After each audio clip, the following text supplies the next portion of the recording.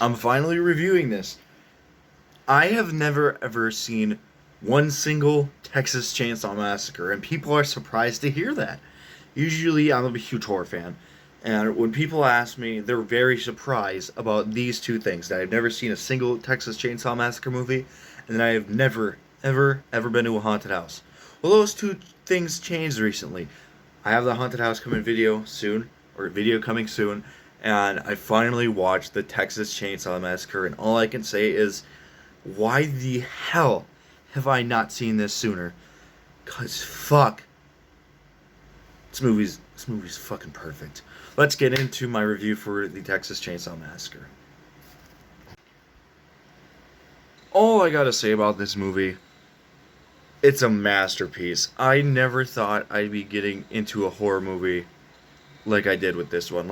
You kind of got first one. It takes its time, which I can appreciate older movies like that, because usually older horror movies just get right down to the base of it. It's a horror slasher, but Leatherface is different. This movie makes you reason with him, makes you feel for him, and these people are cannibals, and this movie was just disturbing. But a part of me also sees it as a very beautiful documentary movie. Like, it's fucking weird that I use beautiful to describe this movie. But the last shot of this movie chills down my spine. Oh my god, I think that is the most iconic scene in history. I don't think there's a single thing that will give me chills, and it actually kind of brought a tear to my eyes. It's just that one, it's magnificent, this one scene where Leatherface is dancing with the chainsaw at the end, while like it's fucked up and disturbing but also beautiful at the same time. Just how this movie's shot, how well this movie's written.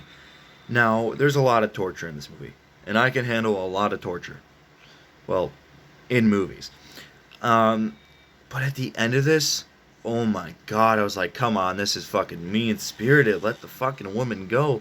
Literally, this woman wakes up to her worst nightmare, and she's strapped to a human chair.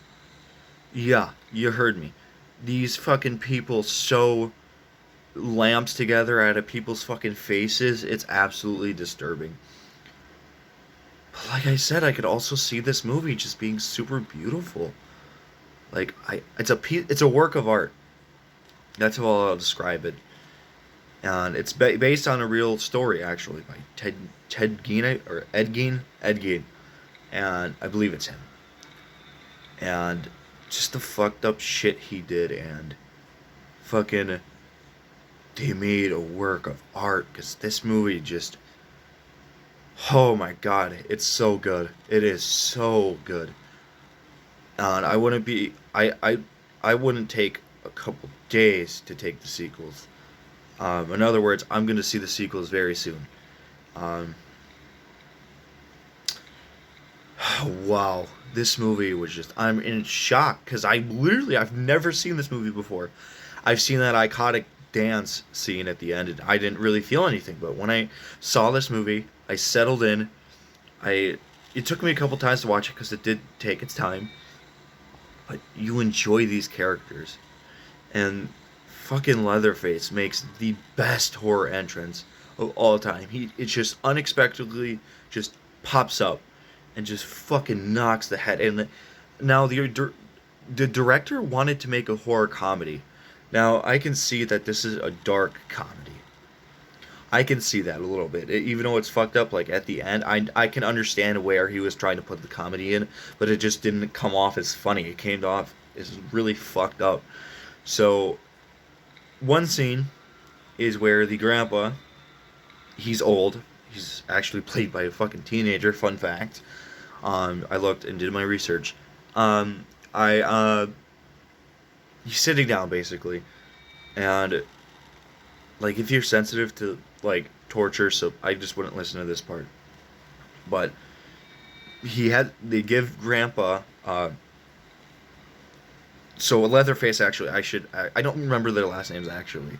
I'm gonna search that up actually. But basically, um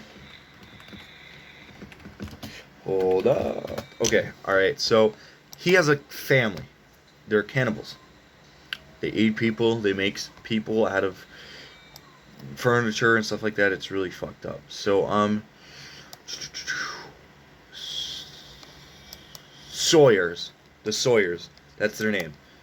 So the Sawyers is a cannibalistic family, and I don't know if this is exactly how Ed Gein lived because I don't know too much about him. I love being, or I'm interested in like the murderers and stuff like that, but I do not know much about Ed Gein, except for he likes to roam in the woods. So yeah, um, Leatherface, you just he's not a villain. I don't see him. Yeah, the shit he does is fucked up, but I see him the same way as I do with Jason. Jason doesn't know any better. He's handicapped. He's mentally handicapped, and he only wants to avenge his mother. So there's no reasoning with Jason. But with Leatherface here is he grew up like this, and he can barely talk. He's just like Jason. It's sad to see that, and you feel for this, and it kind of makes you want to root for him. And just how this movie is shot is just absolutely beautiful. And it just adds on so much depth and character to Leatherface. His family was pretty damn abusive to him in the movie. Um, just this movie was just absolutely outstanding, and I was so shocked that I have not seen this movie sooner. I'm honestly, I'm willing to see the sequels. I heard they get really fucking bad, which I don't. That's why I don't want to really watch the sequels, but I do because I don't want it to ruin such a classic.